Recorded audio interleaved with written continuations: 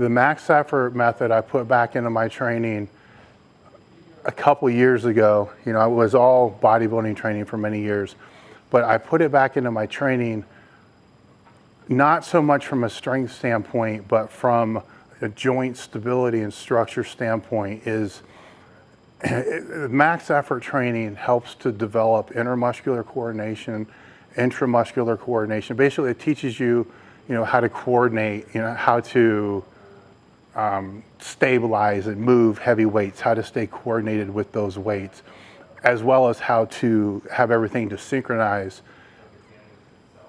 in check at this, optimally with that weight. I'm trying to explain this in the easiest context I possibly can. So lifting maximal weights teaches you how to basically lift maximal weights. It teaches you how to strain, teaches you how to do it safely, and the more you can do that, the more stable a joint will actually become, as long as you're doing it within set parameters, within exercises that are not too far outside what your scope of ability actually is, and as long as you can kind of mentally keep yourself in a place to where it's going to be of higher benefit and not as high of risk.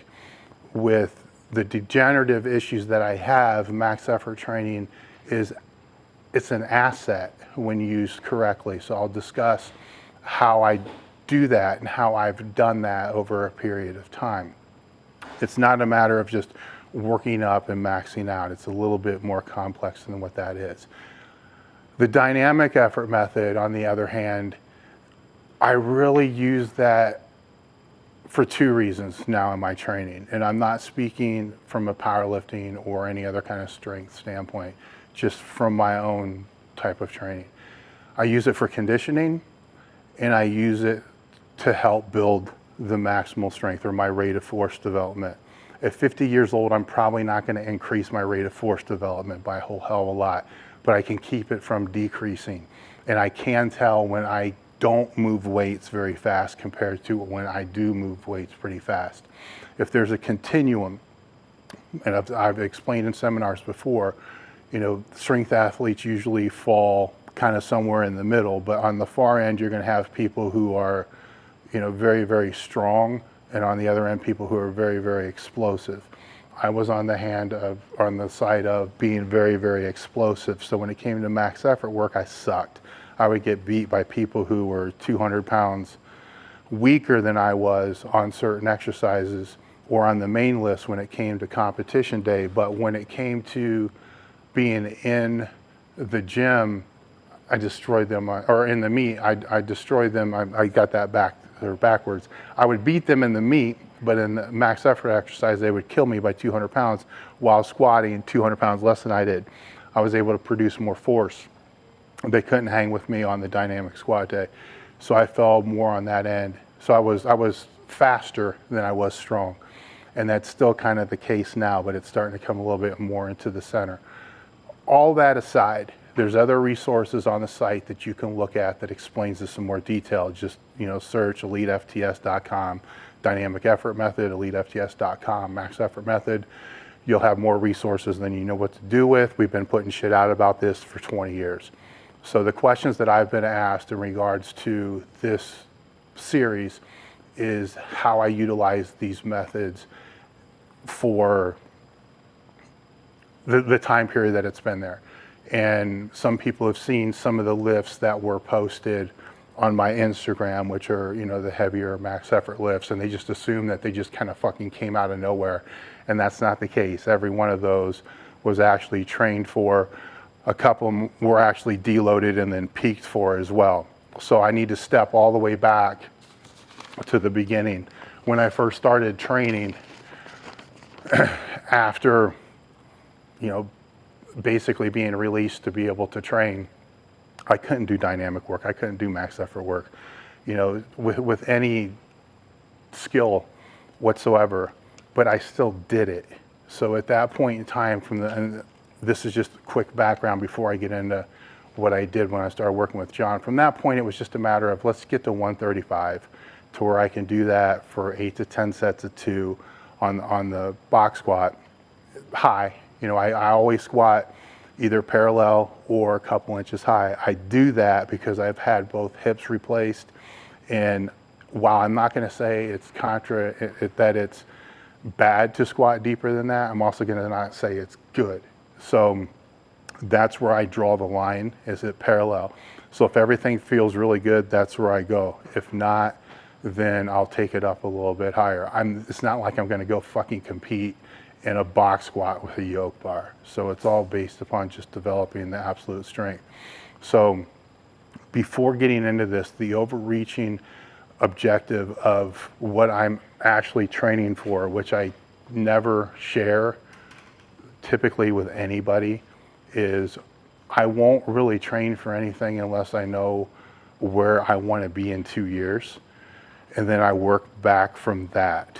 So where I want to be in 2 years, it's still something that's personal to me.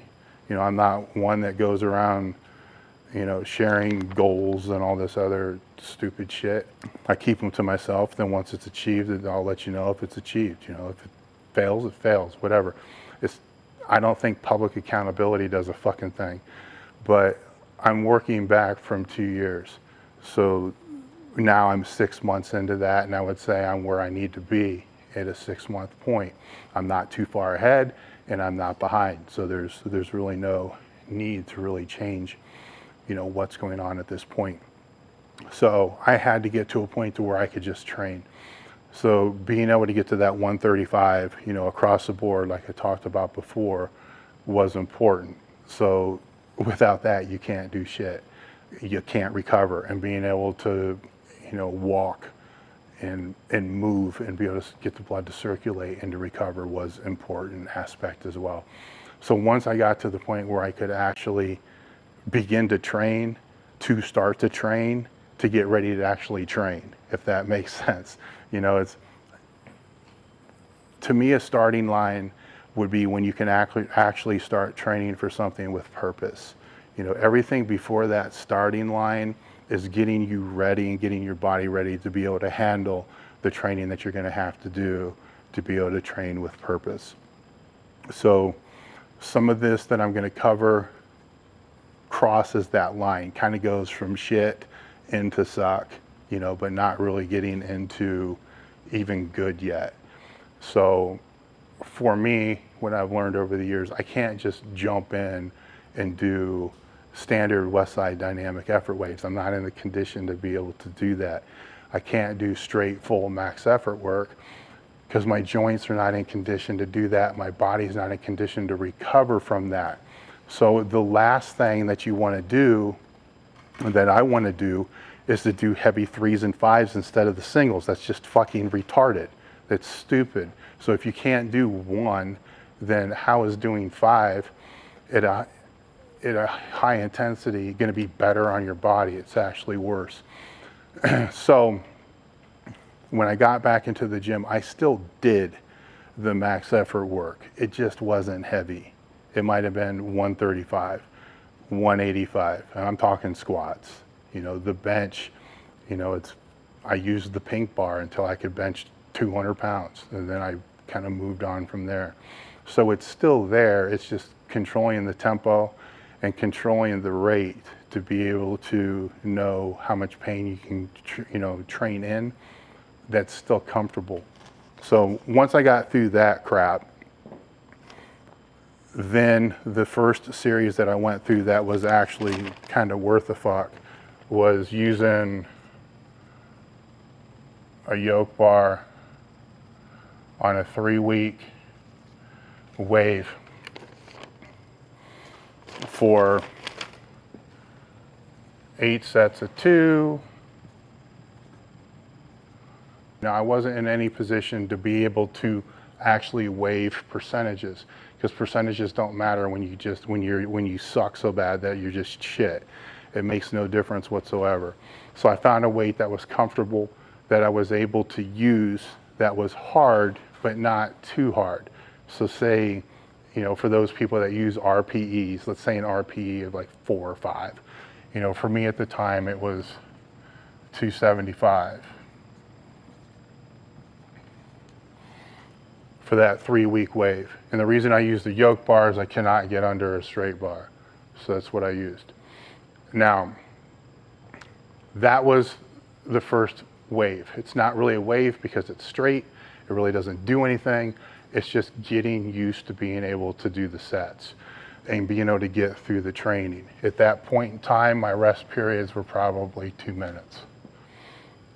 Not even really worried about it. Just get the work done, with the goal of between 1 to 3 to go from this being kind of maybe say an RPE of 6 to being an RPE of 2.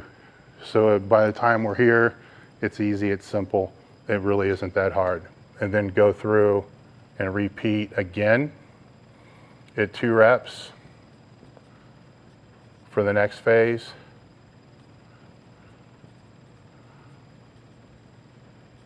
With the same weight, except this time going 8, 12, 15, and I think on this week I actually went up to 20 sets. So I'm staying with the same weight, but I'm increasing the, what I call volume. It's also increasing the workload, but to me volume is sets times reps. Workload is sets times reps, with putting the weight in there as well to come up with the total workload. So the whole goal here was just to increase the volume. While it did increase the workload, that wasn't necessarily the objective here because the weight's really not heavy enough to make that big of a difference. The objective here was to be able to go from 2 minutes down to 30 to 45 seconds. I do think this session here was one of the sessions that was filmed when John came out for a follow-up, because there I did a couple of the sets without even racking the weight. From there,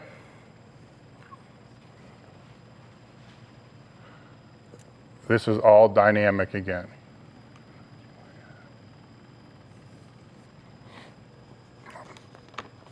Now, from this standpoint, I was at a place where I could actually wave the weight. So it was 275, 315, 365, and then we started to use chain, 4 chain per side. Again, 8 sets of 2, consistently down through there. So now it's adding the accommodating resistance. Now at this point, this is basically building the conditioning, building the base. Now I'm trying to bring back in the explosive force that I need to be able to do the heavier max effort work, or to be able to push through the heavier max effort work. At the end of this phase here, I started to get knee issues. I started to have problems with my knee, and that wasn't really too big of a deal. That was basically just skipping the dynamic and max effort work for the next week, going back to things that I know help stabilize the knee, which is more hamstring work, seated leg, seated calf raises, and TKEs, which have been 3 things that have always worked for me. I'm not saying it's going to work for you. More than likely, it probably won't work for you. But those are things that immediately worked for me, as well as backing down a little bit. And I knew at the time while it is fucked up because it's bone on bone, it wasn't something that was a major issue. It was just hurt. So it just needed a little recovery, because at this point in time, I haven't listed the max effort work yet. But at that point in time, there was a lot of workload. Looking back on squatting basically twice a week, which is something that I haven't done for a very long time. So once I got through there, I went into rotating different bars and different implements based upon strength. So each dynamic wave would increase in workload without having to change the volume. This will make sense here in a minute. So the first was a front squat, harness, which I found I could do, and I fucking sucked at it bad. So I think week 1 was like 185 for 8 sets of 2 with, I don't know, 2 to 4 chain. Usually it's always 4 chain, but I think that was so bad that all I really wanted the chain for was to help stabilize the bar, or to help track the bar to make it a little bit easier for me to stabilize and keep it moving in the direction that I wanted.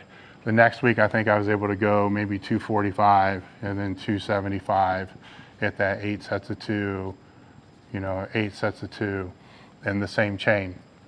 So the thing, and I'm not going to do the math here, the thing to keep in mind is if you calculate this out, 185 for 8 sets of 2 reps, and you figure out what that total workload is.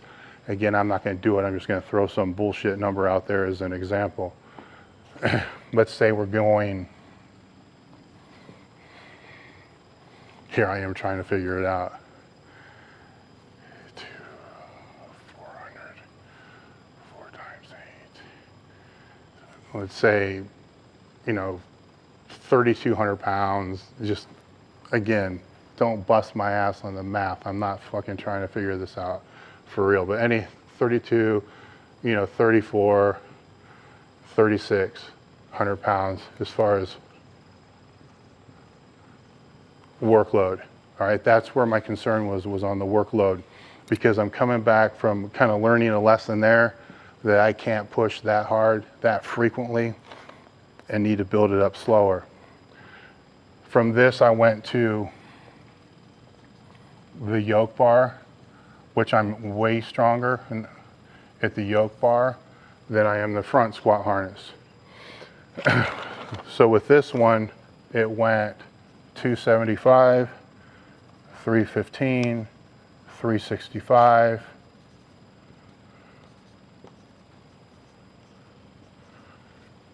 and the chain's kind of irrelevant because they always stay the same. Now,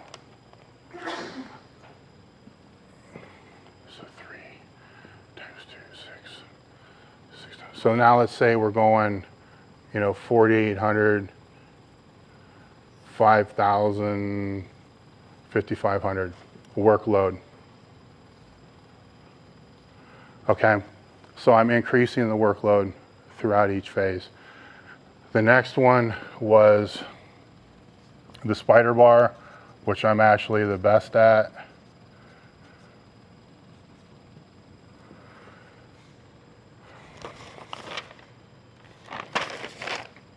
Like 365, 405, 455, and pretty much everything the same there. 4 times 2 is 800, 8 times 8. So now we're going 64. Probably close to 7,000 before we get there. Workload.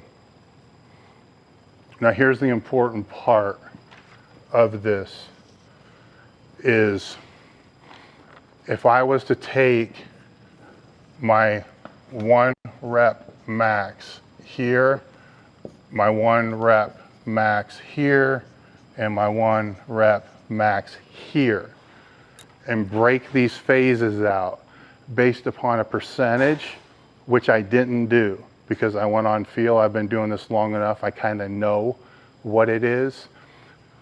It may have looked like 50, 55, 60%.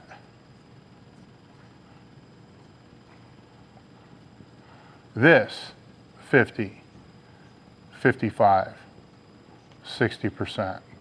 This, 50, 55, 60%. Percentages when you're speaking strength training is an expression of intensity. In bodybuilding, intensity is how fucking hard you can train, hardcore or whatever it is. But in strength and conditioning, the percentage is an expression of intensity. So going through this whole entire phase, what you see is the intensity stayed the same for each one of these 3-week waves, but yet the workload changed significantly. It waved big time, almost double from the first 3 weeks to the second 3 weeks, while keeping the volume and intensity the same. That's where specialty bars can come in and help tremendously if you're a strength athlete, but it can help tremendously if you're also really fucked up, because you're training the stimulus, you're changing the joint stimulus, you're changing the muscle stimulus, you're changing everything that's around that to allow everything to recover better. The problem that I had here, it was all yoke bar. So that stimulus was all the same week after week after week after week.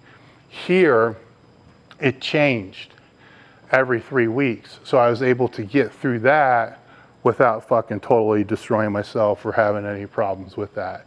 So that's kind of a general outline of how the dynamic work laid out. Now that I'm in condition, I don't need, this was necessary. If I could do it over again, I probably would have cut that part out. This was necessary because my conditioning sucked. So I needed something to be able to drive the volume up. The problem is it was driving the workload up too much. So on this one, looking back, I probably should have descended the load throughout the weeks to be able to try to help control the workload, stay under control, so my body was going to be better able to recover. That's the dynamic work. The max effort work won't take as long to be able to go through. Okay, the max effort work is going to be a lot easier and quicker to get through than the dynamic effort work, because it really doesn't take as much thought and planning and putting it together as what the dynamic effort work does. I've been doing this conjugate shit for 20 some years. So when I build out a cycle, as I talked before, starting 2 years out back through, I may have the dynamic work planned out for the whole two years. The max effort work I don't have planned out at all. It's basically 100% auto-regulated and auto-driven from that standpoint. So I'll just cover some of the basic aspects that I used for this phase. Keep in mind, again, this is not training for a powerlifting meet. It's just answering the questions that are related to this fixing Dave Tate thing that's been going on. And this will change, moving forward as well. But the basics that I'm going to talk about essentially are not going to change. So with the max effort exercise, it changes every week. I fucked up a couple times and tried to use the same exercises for 2 weeks, and I paid a price each time. I tried to do a single 1 week or a triple and a single, or try to beat records 2 weeks in a row, and every single fucking time it drove me into the ground. I couldn't recover. To me, the max effort work has to change every single week. These exercises I've been doing for 10, 15, some for 20 years. If I'm not proficient at doing them technically, then something's really fucking wrong with me. The only time I would ever consider anybody doing a max effort, and I use that term loosely, for more than 1 week in a row is if their technique just sucks. And at that point in time, I wouldn't say that that's even really max effort, because max effort, just the word max effort being singular, specifies that it's 1 rep max. So the whole intention of that is to be able to strain to address the intermuscular coordination, extramuscular, being able to learn how to strain. Let's just keep it simple. Being able to learn how to strain, and also being able to learn how to strain and think, which is kind of a secondary thing from that, and the joint stability and the other things that I talked about. Again, you can search elitefts.com, max effort exercise or max effort method, and you'll get a ton more shit. I don't want to waste my time with that.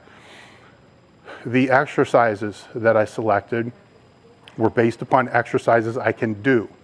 And in the last segment that I was talking about, it was all about the squat. I didn't speak about the bench. You get the idea. Concept's the same, just different exercises that are being used. The max effort stuff for the bench, I have more variety than I do with the squat, because I can't put a straight bar on my back. But I can still do max effort work with the spider bar, with the yoke bar, with the front squat harness, kind of, That's one where I'm technically very, very inefficient. I suck. So my max effort work, if you want to call it that, on that movement is when I begin to technically break down, then I'm out. So that kind of got thrown in there as what many people would call a deload, because there's no way I'm going to actually really be able to strain, because I'm technically going to break down before I can actually strain through anything.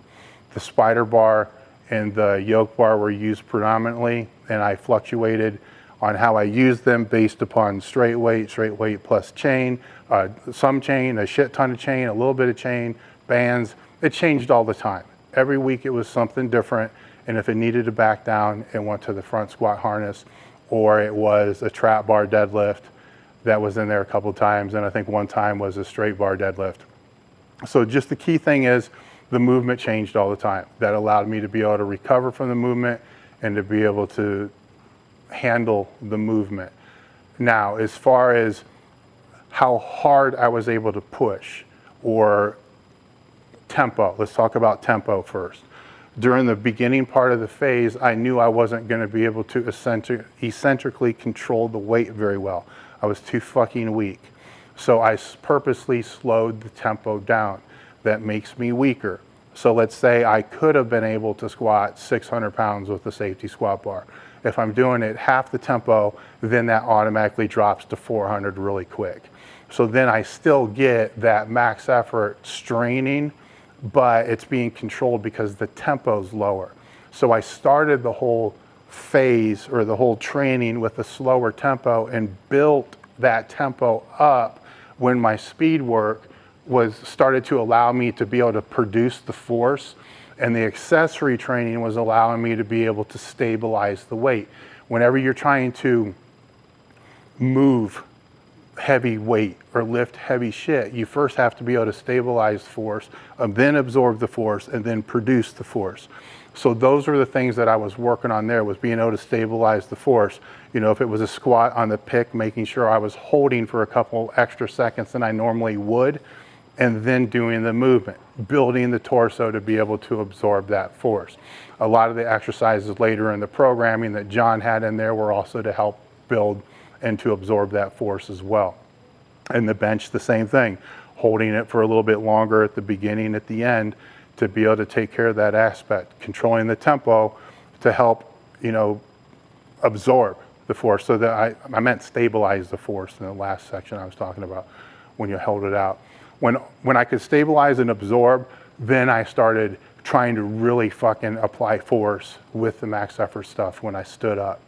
When I got to that point, I had to be more selective on the movements that I chose, and because the weights were going to be heavier. Reverse bands were another option that I used a lot of throughout this. So there, with all the max effort work, accommodating resistance was used pretty much every time, and that was to take the force out of the bottom, you know, and increase it more towards the top.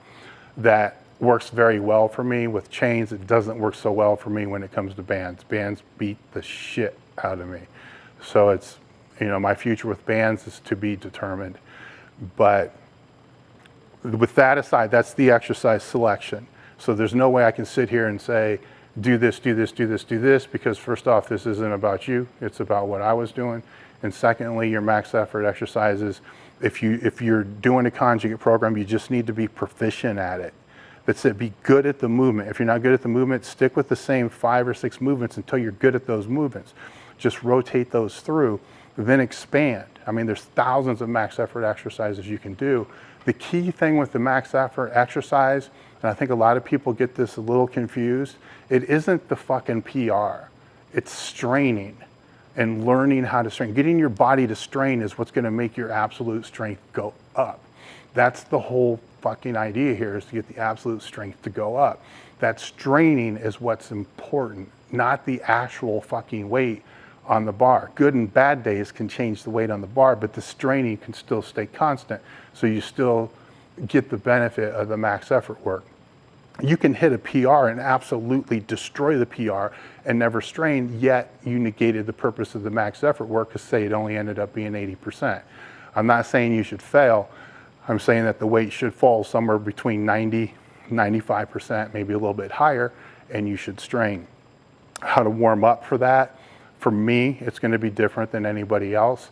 I base the warm-ups on how the first set feels with just the bar. Sometimes I got to use the bar for 4 or 5 sets. Then I'll go whatever the quarter or a plate, whatever the lowest jump I can make is, and I stick at that weight. So if it's safety squat bar or yoke bar, it may be the bar for 2 or 3 sets. It may be the bar with a plate for 3 or 4 sets. I don't go up that next jump until I feel like my body's ready to go up that next jump. There's sometimes I may use 135 or 225 for 5 or 6 sets before I go up. Then I'll go to 3 plates and then 4 plates. Now things feel really good. Sometimes I may jump from 3 to 5 plates. And if somebody's watching me from the outside looking in, they're gonna say, oh shit, he just made a huge jump, especially on the top end. But they fail to realize I may have done 25 fucking sets to get to that.